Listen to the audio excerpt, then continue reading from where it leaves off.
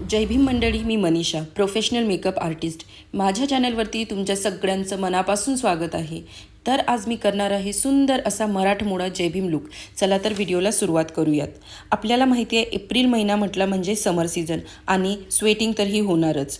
तरीही आपण आपला मेकअप हा लॉंग लास्टिंग ठेवण्यासाठी आणि सुंदर बनवण्यासाठी लागणाऱ्या सगळ्या टिप्स मी ह्या व्हिडिओमध्ये शेअर केल्या आहेत. सुंदर असा बेस मेकअप आणि तोही लॉंग लास्टिंग राहण्यासाठी सगळ्यात महत्त्वाचं म्हणजे छानशी स्किन प्रेप. तर मी छान असा फेस वॉश करून घेतला आहे. त्यानंतर मी यूज करते आहे टोनर. ते कॉटनच्या हेल्पने मी अप्लाय करते आहे.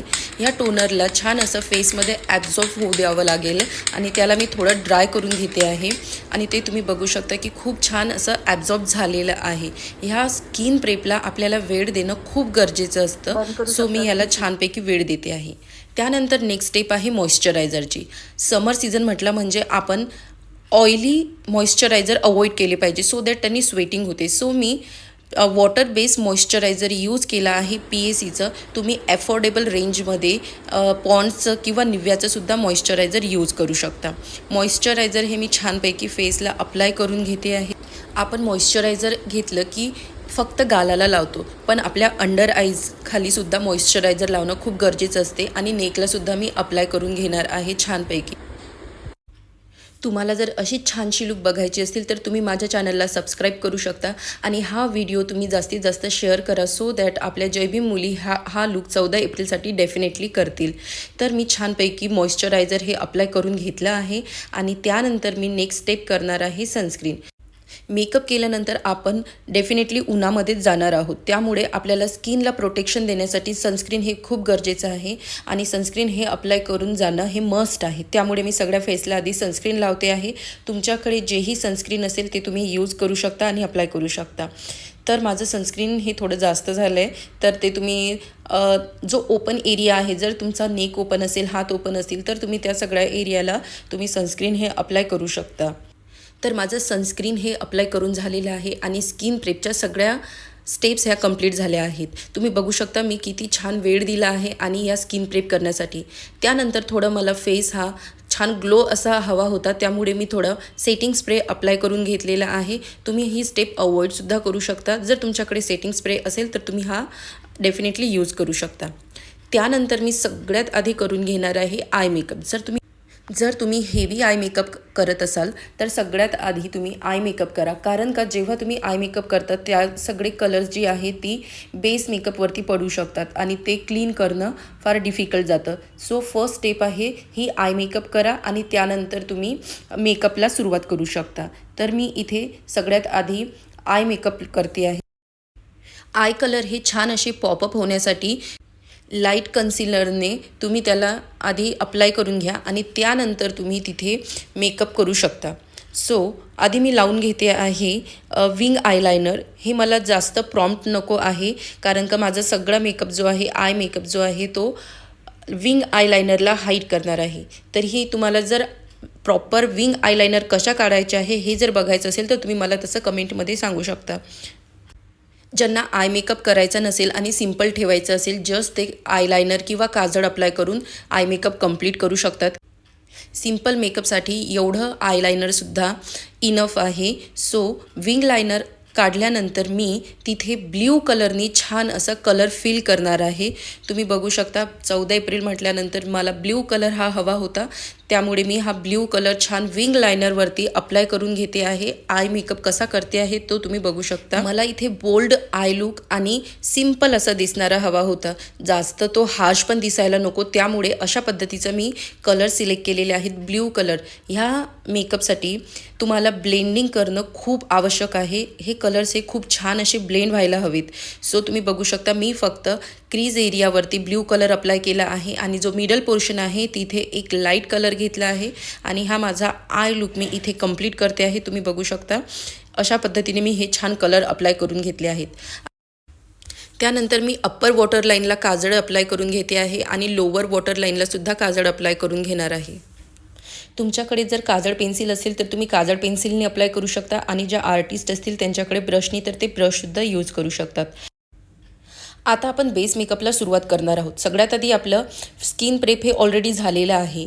तर त्यानंतर अप्लाय करणार आहे मी प्रायमर. इथे मी प्रायमर ही स्टेप विसरली आहे. नेक्स्ट स्टेपमध्ये मी प्रायमर अप्लाय करणार आहे. जर तुम्हाला डार्क सर्कल असतील, जर तुमच्या फेसवरती कुठेही डार्क स्पॉट्स असतील किंवा डार्क सर्कल असतील तर तुम्ही करेक्टर हे यूज करू शकता. ऑरेंज करेक्टर आणि येलो करेक्टर हे 2 करेक्टर मी मिक्स केले आहेत आणि ते मी अप्लाय करते आहे. जर तुमच्याकडे हे 2 करेक्टर अवेलेबल नसतील तर तुम्ही तुमच्या शेडचं एक टोन डार्क असं कन्सिलर तुम्ही यूज करू शकता आणि त्यानेसुद्धा तुमचे जे डार्क स्पॉट आहेत ते तुम्ही हाईट. जिथे जिथे मला डार्क स्पॉट्स आहे तिथे तिथे मी कन्सिलर अप्लाय करून घेतला आहे आणि त्याला करणार आहे मी छानपैकी ब्लेंड. खूप दाबून केलं तर तुम्ही जो अप्लाय केलेला कलर आहे तो सगळा निघून जाणार आणि तुमचे डार्क स्पॉट तसेच राहतील, ते तुम्हाला हाईड करता येणार नाहीत. सो मी खूप हलक्या हाताने खूप हलक्या प्रेशरनी ब्लेंडिंग करते आहे. तुम्ही बघू शकता हे सगळं ब्लेंडिंग करते आहे मंकी माउथ एरियावरती आणि जिथे मला पिंपल्सचे डाग आहेत तिथे त्या एरियावरती मी कन्सिलर अप्लाय करून घेतला आहे हाईड करण्यासाठी. तुम्ही बघू शकता ज्या ज्या एरियावरती डार्क स्पॉट्स आहे तिथे तिथे तुम्ही हे कन्सिलर अप्लाय करायचं आणि छानपैकी हे ब्लेंड करून घ्यायचं.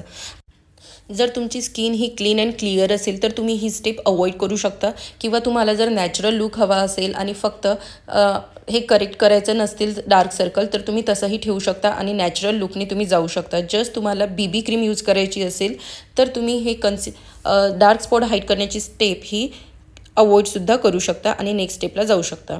त्यानंतर मी अप्लाय करणार आहे फाउंडेशन आणि फाउंडेशन हे छानपैकी मी सगळ्या फेसला अप्लाय करून घेतलं आहे.